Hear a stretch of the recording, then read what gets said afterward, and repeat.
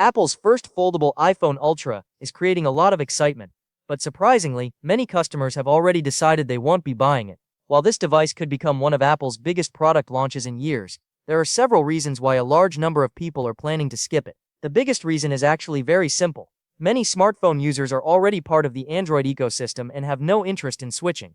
Foldable phones have been available on Android for years, with brands like Samsung, Honor, and OnePlus constantly improving their designs and features.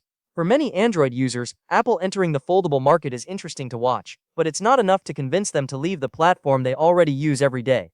Another major concern is the expected price. Reports suggest that the foldable iPhone Ultra could start at more than $2,000. That is a huge amount of money for a smartphone, even in the premium market. Many customers feel that spending that much on a first-generation device simply isn't worth the risk. When a phone costs more than many laptops, buyers naturally expect perfection, and some people are not convinced Apple can deliver that right away. There is also a group of users who simply do not like foldable smartphones.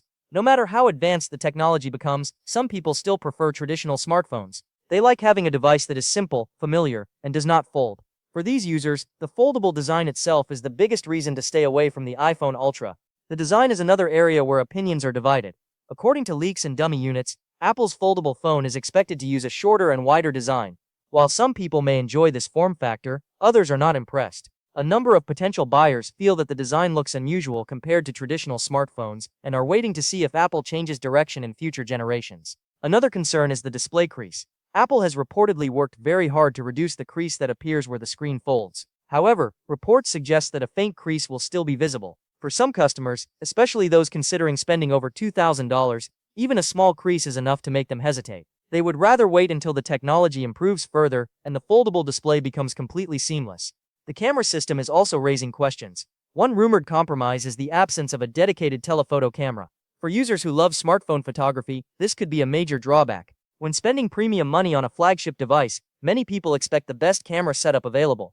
Losing a telephoto lens could make the foldable iPhone less attractive compared to other high-end smartphones on the market. There is another factor that many buyers are considering, and that is the fact that this is a first-generation product. History has shown that first-generation devices can sometimes come with unexpected issues. Whether it is hardware problems, software bugs, or durability concerns, early adopters often end up dealing with challenges that later versions eventually solve. Because of that, many people are choosing a wait-and-see approach. Instead of rushing to buy the foldable iPhone Ultra at launch, they plan to watch how it performs in the real world. They want to see whether any major issues appear and how Apple responds before making such a large investment. That doesn't mean the iPhone Ultra will fail. In fact, it could become one of the most impressive foldable phones ever made. Apple has a reputation for entering product categories later than competitors, and then refining the experience in unique ways.